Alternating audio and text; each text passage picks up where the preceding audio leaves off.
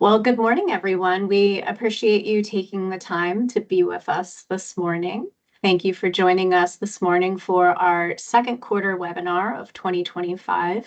Each quarter, we are hosting a webinar, and this quarter, we're even throwing in a bonus webinar. Next Wednesday, June 18th at 9 a.m. in partnership with Tompkins Insurance, Hubric Resources Senior HR Consultant Denise Garman will be presenting on navigating FMLA and ADA, what every employer needs to know.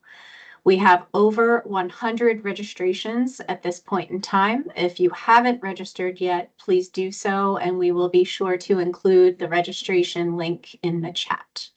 Just a few housekeeping notes this morning.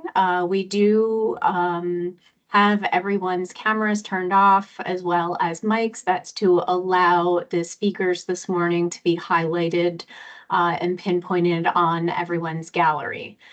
Please stay muted until we have our question and answer session at the end of today's presentation. We will have the chat open during the presentation, which we will be monitoring. Feel free to throw in any questions you may have throughout the presentation in the chat, and we will definitely address them during that time. Today, we have the pleasure of having Bob McCormack of Murphy McCormack Capital Advisors join us to co-present Future-Proofing the Family Business, HR's Role in Succession and Sustainability. Murphy McCormack Capital Advisors is a relationship-focused M&A advisory firm specializing in sell-side and buy-side advisory, business valuations, financing, and selective turnaround services for lower middle-market companies. With a strong presence in Pennsylvania and the Mid-Atlantic, they provide honest valuations, guidance, and value maximization strategies without pressuring owners to sell before they're ready. Bob founded Murphy McCormack Capital Advisors in 2005, and we are extremely honored to have him with us today. Co-presenting today is Hubric Resources founder and president, Tom Hubric. Tom has over 30 years of experience under his belt. He's a senior consultant and has served in interim executive HR positions as well as executive director and CEO roles for various profit and nonprofit industries. His background is quite diverse. He's assisted clients in receivership roles. He's a certified EEOC trainer. He's taught HR classes at local universities, and he is a regular presenter on various HR subjects. So without further ado, welcome to today's presentation, Future-Proofing the Family Business, HR's Role in Succession and Sustainability. Today we have Bob McCormack of Murphy McCormack Capital Advisors and Tom Hubric of Hubric Resources. On our agenda today, we will be discussing succession planning and leadership transitions, long-term sustainability, planning and navigating change, and action steps to take now. Today's presentation will be in a panel discussion format, which we're very excited about. Our first question is posed to Bob, setting the stage, future-proofing the business. Bob, why is future-proofing such a critical role for family-owned businesses today? Thank you, Tamara. It's future-proof, critical now, but it's been critical in the past too. But certainly with the growth of family succession issues and aging business owner base, the rise of private equity. Private equity is $3.5 trillion in available. So many of our clients, your clients, our friends and family are getting unsolicited knocks on the door from private equity. And it's critical that they have those action steps in place, but not just if you're transferring the business to a third party like private equity or a strategic buyer. It's critical within the family ownership base, within the key leadership base, and depth of leadership. So it's always been an issue. I mean, if you go back and read books back from the 1920s and 1930s of business ownership transition, These stories are not new, but it certainly is. Been heightened recently, and I think it's been heightened a little bit by others like Tom and others raising the point to their clients. But it's beyond the executive leadership level. It's the leadership level at a level below the successor, the immediate owner, or the key salesperson, or things on those lines. So, for instance, yesterday I was out at a fabricator and machine shop, and they have one key person that does all the programming for their uh, machines on the floor. That one person leaves or gets beamed up or has other health issue, they're not going to be able to run their CNC machines without bringing in a consultant. So it's so critical to in a closely held business, or even bigger than a closely held business, to have those plans in place. Thank you, Bob. And what trends or risks do you see that make succession and long-term sustainability more urgent than ever? Well, I really think all of us remember regretfully what we went through 5 years ago with COVID. And that should have heightened the concerns and worries of any business owner out there. I mean, we all lost friends and family members through COVID. We have people that got disabled during COVID that are still suffering through COVID. Um, and again, like I said, it's not a new trend, but it's certainly something that should be urgently looked at. We got an aging business owner base. Shocking number of 70, 80, 90-year-old business owners I deal with. And those businesses starting to age, both in the ownership place, but also the business. Had experience, Tom and I, on some clients where there have been some owners pass away or executive leaders pass away during COVID, from COVID, and other complications. But then there's no successor leadership. But then the operators actually in the business aren't in place either. So there's a book out there called Finish Big. The author is the former owner of Inc. magazine. He went through 2 succession events. One of his points he makes in that book is how critical it is that the business could be sold to all the strategic options. Sell to family, if there's a family, sell to the leadership team. But the one critical or outsiders, but one critical group he suggests: if a private equity firm can buy your firm, you can transition that business to family, to an ESOP, to a management buyout. And you can't do that without a good succession, long-term plan in place for leadership and a vibrant HR philosophy, policy, and procedures.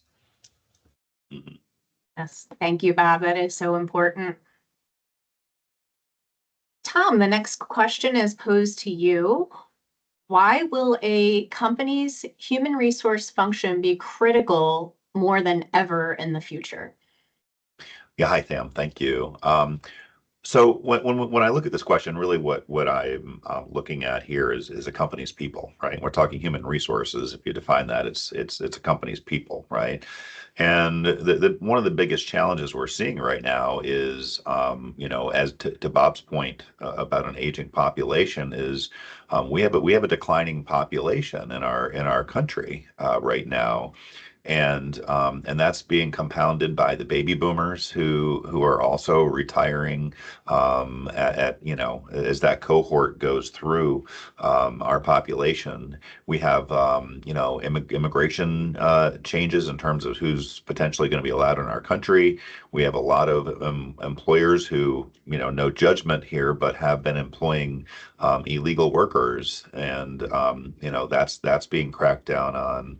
And you also have all the other opportunities that weren't there just a few years ago. We just think about the gig economy that's out there that never existed, and the work from home opportunities, right? So in the past, if you live in a small town, there might be two factories to work at.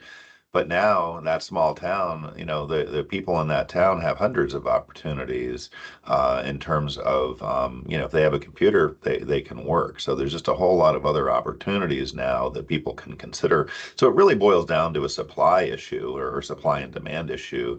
The one example I like to give is we do work with several accounting firms, CPA type firms, and they're having such a hard time finding accountants that they are to the point now where they are looking at their client base and they are starting to fire, if you will, clients. They're looking at clients that may not be as profitable as they'd like them to be, and they're making some very difficult choices because they just can't hire accountants to do the work. And it's even so much so that the one firm I was just talking to recently, they just rolled out a program where they're offering scholarships to high school students to go to college to eventually work for their firm. So, and I think that's kind of the beginning of the tip of the iceberg. I think we're going to start seeing that with a lot of other in a lot of other industries. Also, real quick, I mean, I don't think we can go through this webinar without talking about AI, because it seems like you can't do anything these days without talking about AI, because it certainly is all the buzz in terms of how that's going to affect the workplace. And just boiling down what I've learned over the past couple months is how where is AI going to impact the workforce. And what we're seeing, it's going to be in a lot of rudimentary tasks, a lot of administrative roles, clerical roles, some basic accounting, data entry, administrative assistants, cashiers. Those are all positions that are probably going to be displaced. And in the numbers they're talking about in terms of how many employees will be displaced is all over the map. And I've seen numbers from 90 million to 300 million. And there's also some other hot areas we're going to see in the future are green energy jobs, healthcare, physician's assistants, nurse practitioners, support roles, and in healthcare for sure, and farm workers, delivery drivers, construction. If any of you are in the construction trades or in the trades, I don't need to preach to you how difficult it is to hire people. We do recruiting as well, and we're working with several firms just trying to find plumbers and electricians and HVAC people, because it's just so hard to find them. And then finally, the one of the key issues is going to be the skills gap that's going to be created. So as these positions are being eliminated, the challenge is going to be the gap of skills that the people that are leaving those fields versus where they're going to go in the future, because there's going to be so many IT jobs and digital type jobs, but people that are leaving the administrative roles may not have that skill set. Right. So that's going to be a real challenge for the labor market. I also look at it as an opportunity as well. Right. So companies that are really struggling to find employees, as those positions are eliminated, it could be an opportunity for them to identify employees that otherwise wouldn't be available. Thank you, Tom. Appreciate that insight. And yes, AI is all the buzz, and the statistics are grim on, unfortunately, how that's going to affect workforce in the future. Great tool, but also scary at the same time. So we're transitioning into succession planning and leadership transition. And Bob, the next question is for you. From an M&A perspective, what are some key indicators that a family-owned business is ready or not ready for a leadership transition or sale? Thanks, Tim. I'll start with the not ready perspective and maybe some examples too. Certainly not having anything in place as far as current policies or procedures, methodologies on how bonuses are paid, a recruitment process, whether it's in-house or outsourced. No succession plans at all inside the company. Often will ask for an org chart. There's no org chart. Everybody reports to the owner in a lot of cases. I'll use one even with a publicly traded company. When I was named, and I think Tom's used this example, when in conversations with Tom, often the HR director or leader is the former controller or is the controller and gets placed in the HR role. When I was named CEO of Sunbank, our HR director, wonderful person, but was the administrative assistant to the former CEO with no HR background, no experience. in our if you would have came in and looked at Sun and said, we're going to acquire you at that point, and looked at our HR policy, which buyers do, it was dated probably from the 1920s or 30s. And there was things in there like women have to wear a certain type of pantyhose and have to wear a dress, and no open toe shoes, and uh, you know, coffee breaks at a certain exact hour, and any violation of the coffee break was terms of termination. It was really a dated, and we see those. Um, so really outdated policies, procedures, things along those lines, or no procedures at all, or no policies. You'd be shocked the number of companies that have no HR policy, procedures, or handbook. Um, that's one of the first things that a buyer asks for in due diligence. Is there's a whole probably 2 pages of due diligence request on HR in many cases from private equity. The HR private equity is probably 4 or 5 pages. The average business owner, it's 2 pages.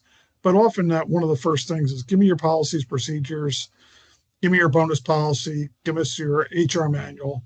In a lot of cases, they don't have one, or they just produce one real quick, or the org chart's handwritten real quick. Um, and I participate in High and Vistage. Many of those members do a great job because it's brought up at those events. But in many cases, a new member might say, we really don't have anything in place. Um, so it's critical to get those in place.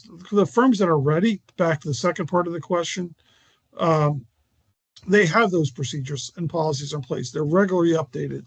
They often have somebody like your firm reviewing those policies and procedures, both from a compliance perspective, which is often critical, but often also, is it user friendly? Is it friendly to recruit a new employee? Um, One thing we like to do is, before we take a business to market, is a thing called a sell side quality of earnings review. Typically, it's for bigger companies. Buyers are going to do a quality of earnings on you, and I don't need to go into detail what that is today, but they will do a QOE on the people side of it too, the HR function.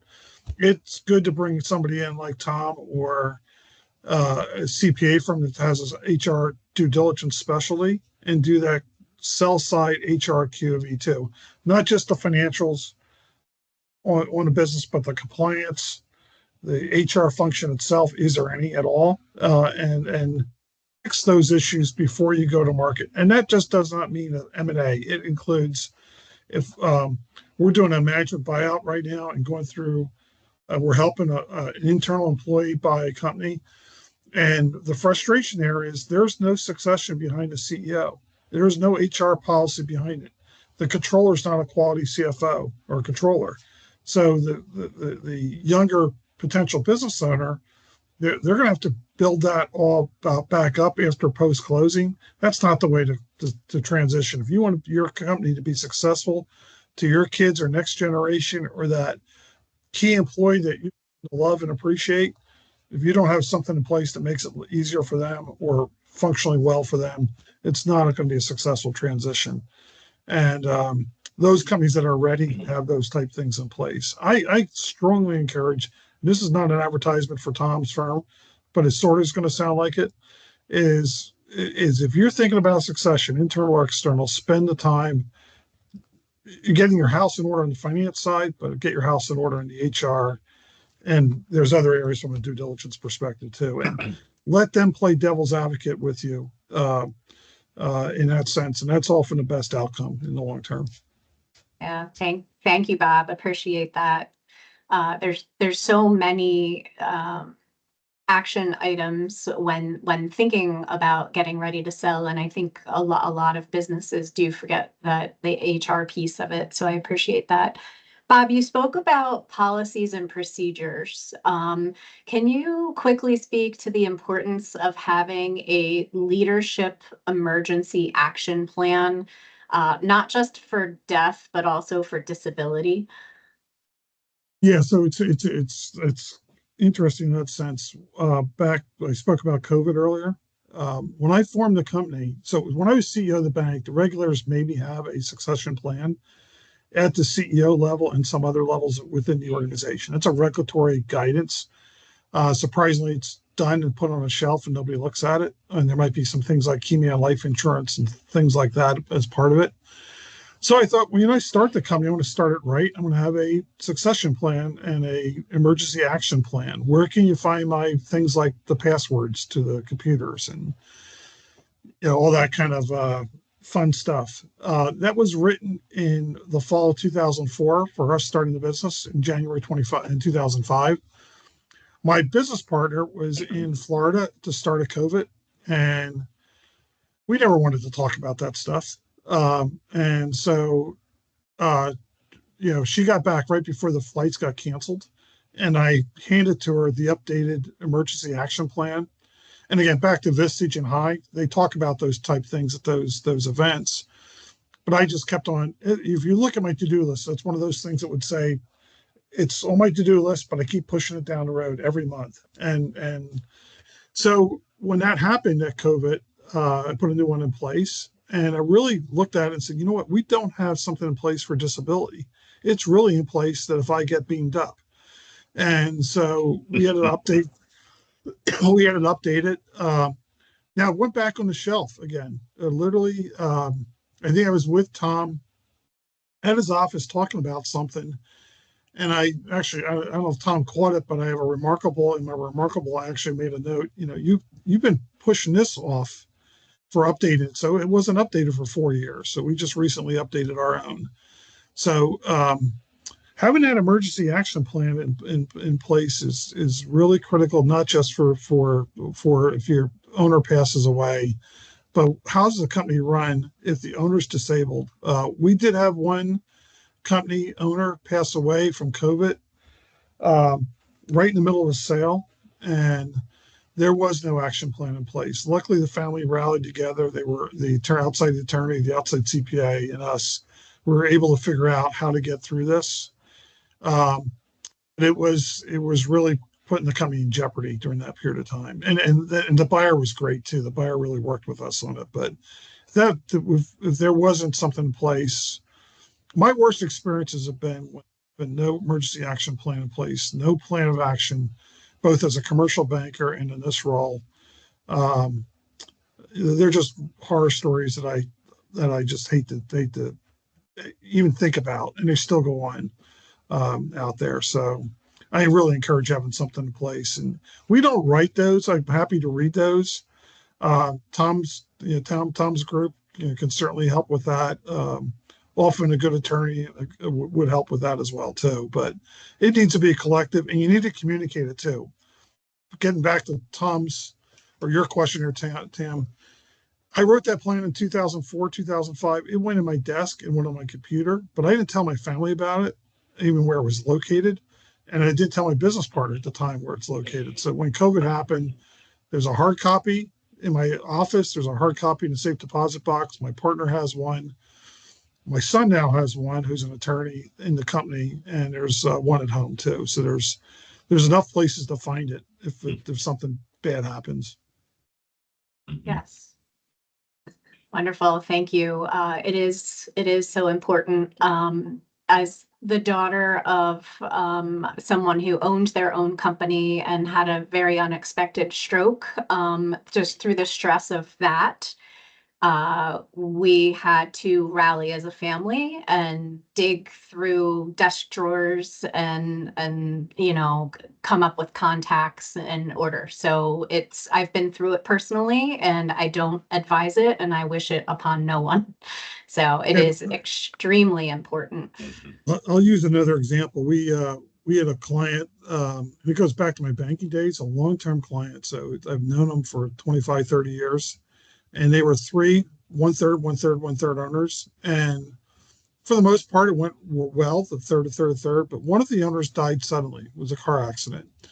And now suddenly you got two 50-50 owners that never wanted to be 50-50 owners. And 50-50 ownership, unless you have a good operating agreement, that often is challenging, and you get a succession plan as well, too. And they did not get along. And it impacted not just them two, but it impacted the employees and customers and vendors, to the point one of their key vendors said, "You got to deal with this, or we're not going to do business with you anymore." And that went on for 25 years, to the point that like the last 5 or 6 years, they didn't talk to each other. The company did okay, but that's not, you need something in place to deal with those type issues. And it's not a question whether the glass half full or half empty. It's what happens if that glass breaks, and how do we deal with it when the glass breaks. Great analogy, Bob. Thank you. Moving on, still on the succession planning and leadership transition. Bob, what are the most common pitfalls you have seen when companies try to navigate succession without a strategic plan? Yeah, so whether you're selling a 100% of the businesses are going to transition. I mean, that's a key point that everybody needs to recognize. Although I would say, and there's two middle-aged men speaking on this webinar. Us men are the worst at this. We define ourselves by our business often. We don't have a plan what we're going to do after the transition. And so we worked our 80s and 90s in the business and think we're still adding value. So the most common pitfalls, one starts with that, is recognizing there is going to be a transition. And when we start seeing an aging business owner, is they're comfortable. They got a comfortable lifestyle outside the business, but they stop reinvesting back in the business. And often that reinvestment is with people. It's interesting.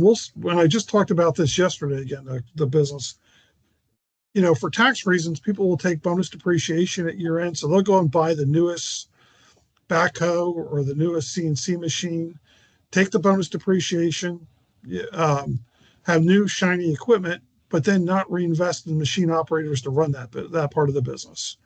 So buyers want to buy businesses that have a growth plan or some opportunity for a growth plan. Without a strategic plan, and that strategic plan should include the HR function, not just a lot of strategic plans focus on sales and they focus on finance, but they don't focus on the HR and the leadership piece of the business and depth below the top level. And so most buyers ask for, can I see your strategic plan? Or can I see your budget? Or those type things. Even often before the letter of intent is signed. Many of the businesses don't have one. It's interesting. Some businesses that use EOS or Vistage or High will use their scorecard or template, and they'll share that with the buyer. Buyers just absolutely love that. And if you follow what goes on with once a PE firm buys a company, they're often before closing, but soon after closing, they're refining that strategic plan. And in that, they're building depth of leadership and depth of the organization. And the HR function is a critical piece of that. Again, I think Tom's firm works with a number of private equity firms. And I'll go back to the conference I just left in Orlando. That was a private equity M&A conference. And there were 60 private equity firms in that room. 58 of them would start that conversation. What is the depth of leadership? What's the strategic plan? What's their growth plan? How deep is the organization? If I tell them they're a steel fabricating company, they're asking about what's the age of the workforce. So many clients get cheap on, and I don't have to use the word cheap, but they get cheap on hiring the guy that's going to run the CNC machines. Anybody could buy a CNC machine and the equipment that comes with it. It's really who's going to operate that equipment. So having a plan, whether you want to call it a strategic plan or an EOS type plan or something similar, there needs to be a plan in place. And that includes for the professional service firms. Tom talked about CPA firms. We see it with engineering firms not having a plan in place. Law firms, even as smart as those guys are, often don't have a plan in place. So yeah, it's a critical piece in that sense. And Bob, if I can just add to that a little bit, because we certainly see that too, where business owners love to spend their money on big, flashy, shiny things, right? But then they don't want to invest in the people to run that, or pay people properly to run that, you know. And I deal with the clients a lot where they're talking about, why is your turnovers our turnovers so high, and I don't understand it, and you know. And one of the things the first thing I always point to is, your wages, right? Like how are you paying people well? And so many times when we do comp studies on organizations, they're not, and my speech I give to my clients is steak costs more than hamburger. And if you want steak, you got to pay for steak, right? And that's the same thing when it comes to employees. Is you can't expect to have high performing employees if you're paying marginal wages. So I see that all the time too. Yeah, well, one other area, Tom, to add to that is you buy the steak, but then you don't reinvest back in the steak through things like training or having uh, some other benefit programs in place. You're going to lose that steak, or that steak's going to turn into a hamburger. Yeah. And I see it in my industry. We're part of a best practices group that's across the country and in Europe as well. But many firms will recruit the right person, but then not have plans in place on reinvesting in them and training and things along those lines. So, Tam, one of your earlier questions about you could tell whether a company is robust enough to go to market with a good succession plan, and often without a training program or one of the other ones we often see is a health and safety program in place. They'll do enough just to comply with OSHA maybe, but they don't really have anything that says we're committed to the safety and health of our employees.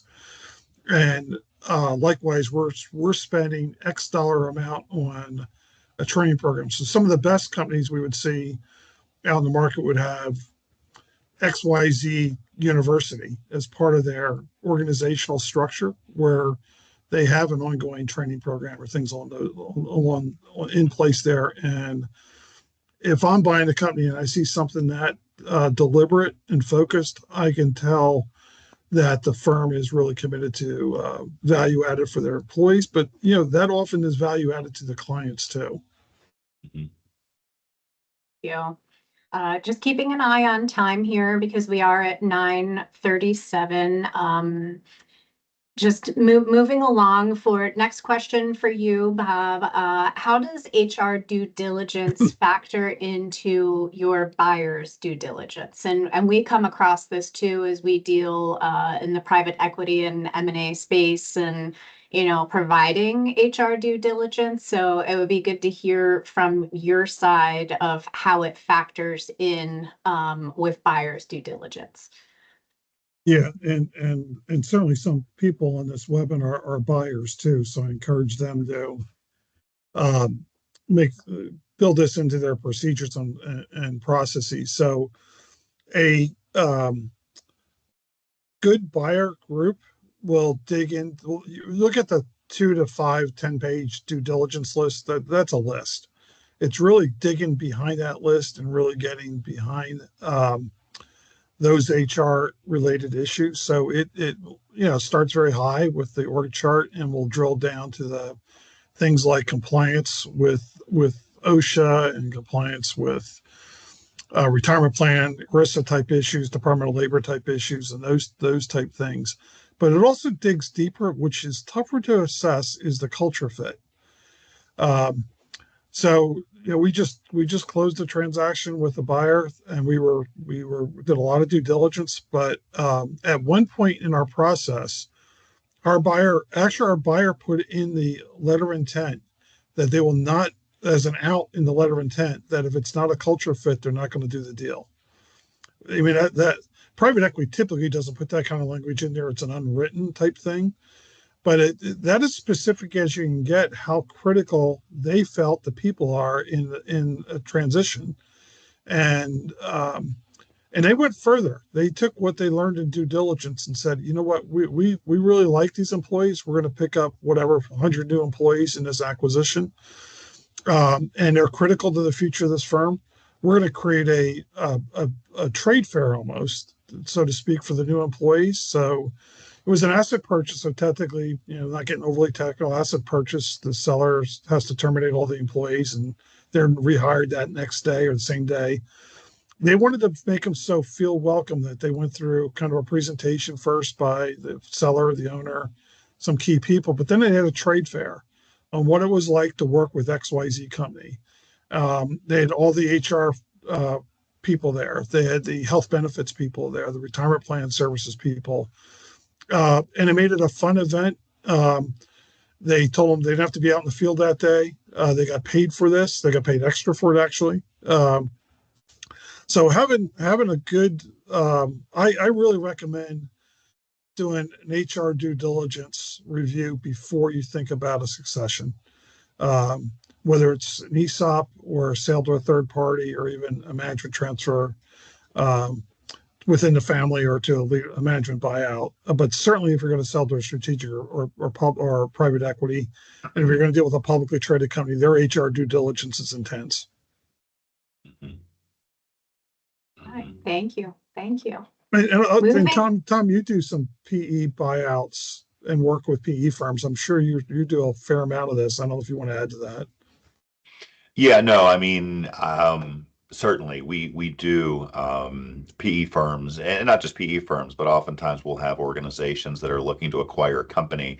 They will hire us to come in and kind of look under the covers, if you will, of the HR function to really get a sense of what's going on. I'm going to talk about that a little bit more in another question that Tam's going to ask, but yeah, I mean, we certainly do. That is becoming a very common phenomenon and something that's newer. I think organizations are really recognizing the value of the people and the culture of an organization, for sure. All right, moving on. We are still talking about succession planning and leadership transition. Tom, I think we were going to skip over, just in the essence of time, question. Was that the key changes? So I don't have mine numbered. I apologize. Yeah, no, that's fine, Tam. Okay. Yeah. So, Okay. in terms of the key challenges that we see with the HR functions of a family business, one of the things that we really, I mean, at a high level, and I know there's family businesses on the call here today, but one of the common issues we see is we have people who are family members sitting in positions that they're not qualified to do. Or maybe they really just don't even want to do them. I see that sometimes with children that are working in companies, and they really just don't even want to be there, right? I constantly get phone calls from clients who they're calling me just because they want to complain about one of their family members within their company, talking about how terrible they are, but they never do anything about it, right?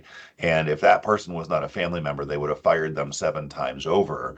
But people tend to be allowed to be in positions just by the nature of their bloodline, which and getting back to culture, Bob, to your point, that really affects culture, that affects morale of the organization.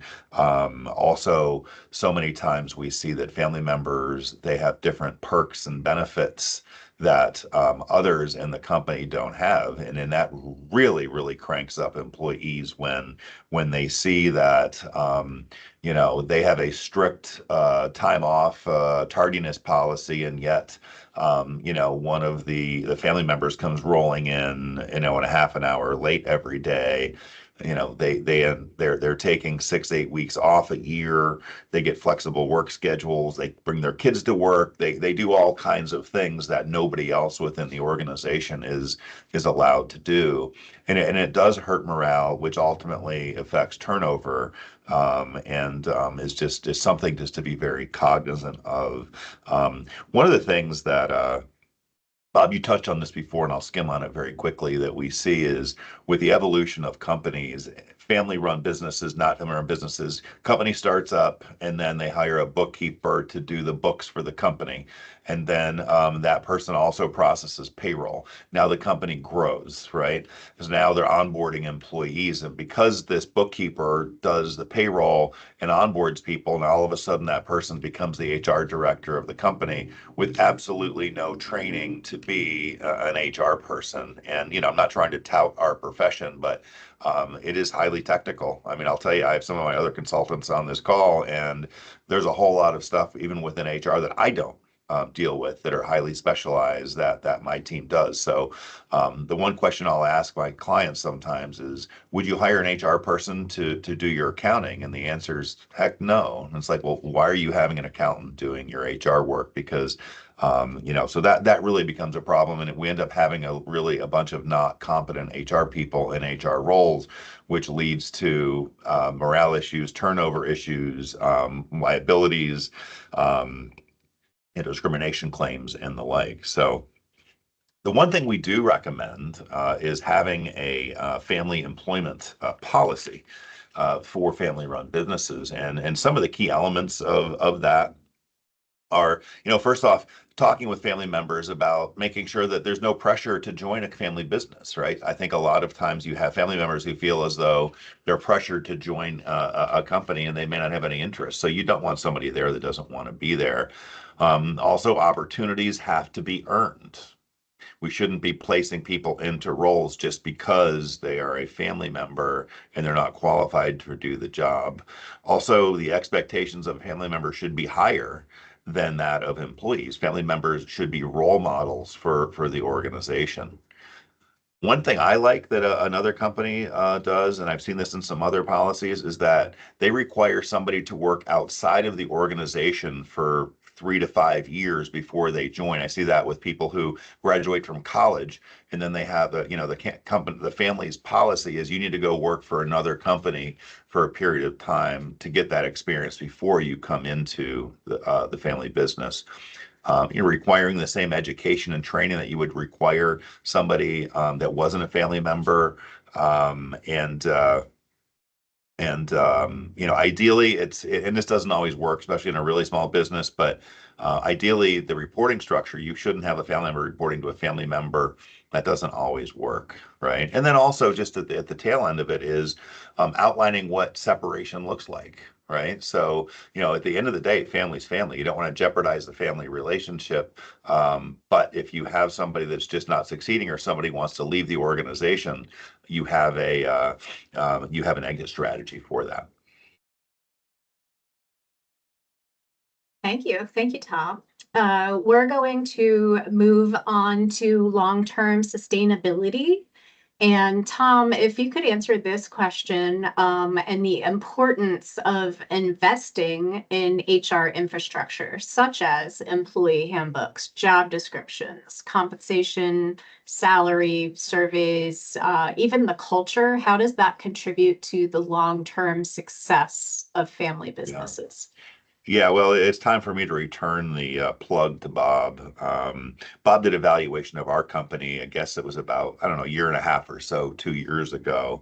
And our company, by and large, was a lifestyle company when we had Bob do our evaluation. But the one thing that Bob taught me is that our business should look like a business, it should act like a business, it should behave like a business, and we should have the structure to be a business. And with that comes a lot of those basics that you spoke of, Tamara.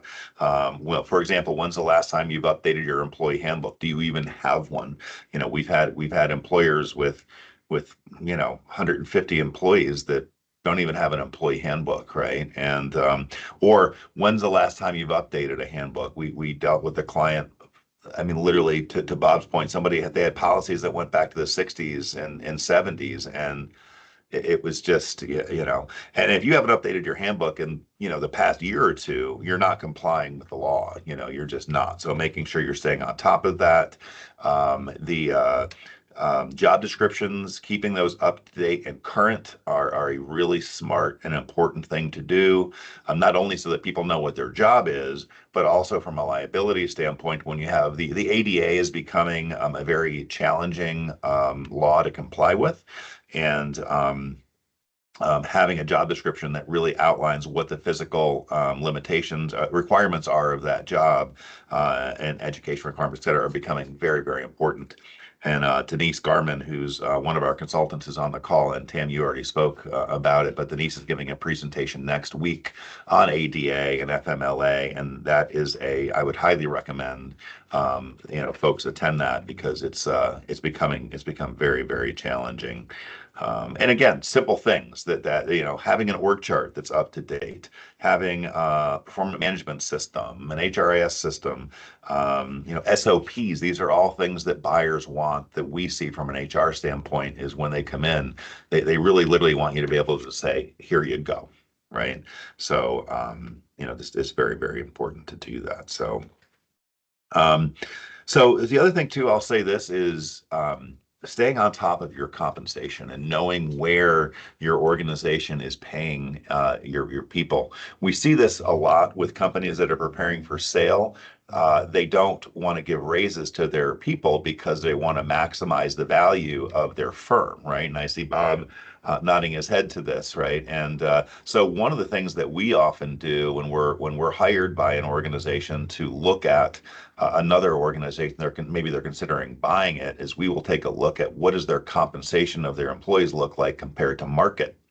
And oftentimes we'll find that people could be 10, 20, 30% below what the market is, which is resulting in turnover and all kinds of challenges, right? So it's very important. You don't want to be on the surprise. You don't want to be surprised when somebody like me comes in and does that assessment of an organization, and now the value that you thought your company was worth becomes a whole lot less, because you haven't been keeping up with your wages. And also too, poor morale. And we've talked a lot about culture today, more than I even thought we would have. And I didn't expect Bob to bring that up quite as much as he did. But I'm glad to hear that, Bob, because it's just so important. Is when we walk into a firm, and I have several of my other staff on the call today, and we've talked about this, but when we walk into a company, a new client, within 2 minutes, we can tell what the culture is of that organization. You can just feel it. You just know it. Even talking to the receptionist and how friendly that person is, or very shortly thereafter, you can tell what the culture of an organization is. And if it's not healthy and everybody's miserable, that's going to affect the value of your organization. It just is, because a prospective buyer doesn't want to have to deal with those types of things. So, I'd just thanks. like to add to that, just walking into the lobby of a business as well, and has the furniture been updated since 1960 or 1970? Because if they haven't invested in the appearance of a first impression, chances are there are not many other investments being made beyond that lobby door. Tim, I'll use an example of that. We had a company that had a lot of machines with knives on them. And they did very well from a profit perspective, but they didn't reinvest back in. So there was little things like the microwave in the employee kitchen was rusted off the top. I remember putting my arm on it and coming back, and my suit was a mess. But then during the tour, one of the buyers looked at it, and there was a water bottle stuck in one of the machines to make the machine not vibrate one way instead of fixing it. And they had duct tape over the safety features so that if you put your hand underneath the knife, you didn't get your finger cut off. And it was a private equity buyer, but it was a culture-based private equity buyer too. And they said, we love the numbers. We just don't like what we see here culture-wise. We're not even we're going to withdraw our offer, is what happened in that sense. Tom, can I just go back? One other area we're seeing some issues on that HR infrastructure is around independent contractors versus employee compliance, and then trying to map it over. The buyers kind of saying, you know what, these really are employees, not independent contractors.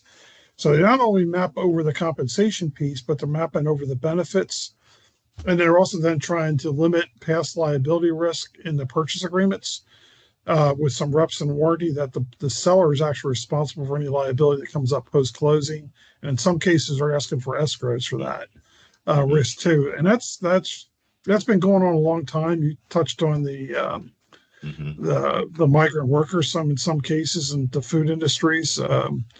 We had a case where a buyer walked away from one where they didn't have the compliance type documentation in place too. Mhm.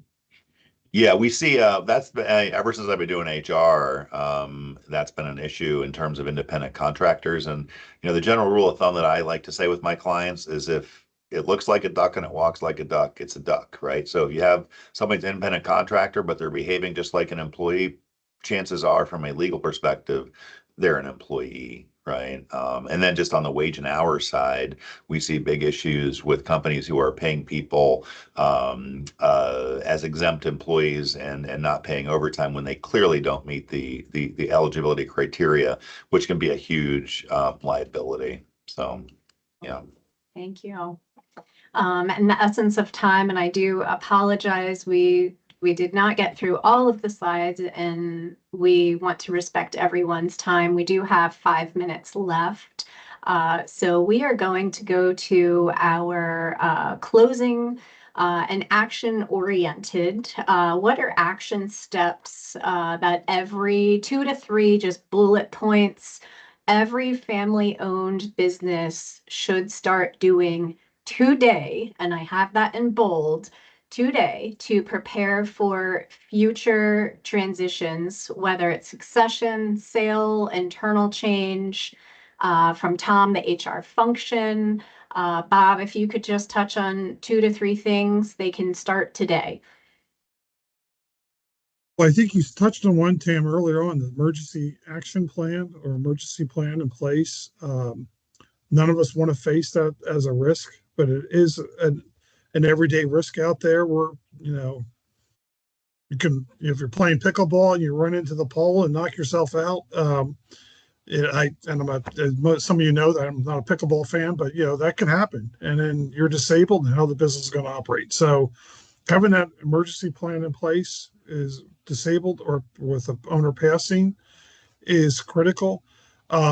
If you're thinking about succession planning, and this applies to finance, not just the HR function, but other risk areas, would be asking, would you buy this company?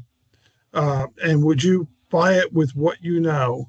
And if you know there's dirty laundry or issues, let's address those issues. And I would certainly consider hiring somebody like Tom to come in and do that assessment and let Tom pretend he's that PE firm or publicly traded company come in and say, and be honest with them.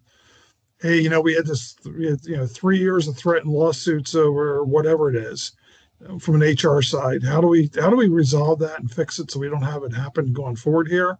Or how do we clean it up? Or how do we fix this lack of an HR manual or an employee manual or things along those lines? So I would probably say those from this, the theme of this, those are two or three critical pieces. Are certainly the finance pieces, things like getting a sell side QOV. And the last piece I would say is get evaluation. That's a little bit of self-serving plug there, but get a valuation that focuses on company-specific risk and not just focused on what the market multiples are. Market multiples are somewhat meaningless in closely held businesses. It's going to be the eye of the beholder, the buyer, and make yourself attractive to that buyer and to the funder. Don't forget, these deals are financed. So, the bank's financing 50% of these deals. It has to be attractive to the bank too.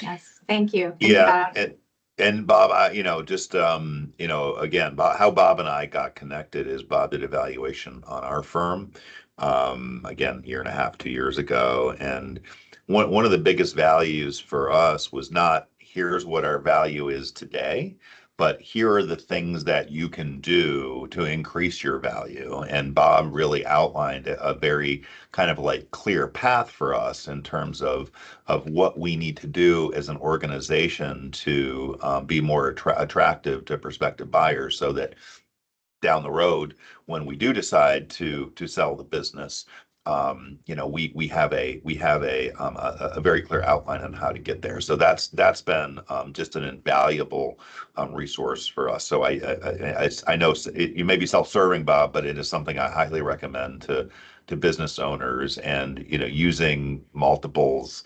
And you hear so many different stories of people, it's like, oh, your company is worth 5 times your sales or what. I mean, people just make up these random things, which we've learned mean absolutely nothing. So Yes.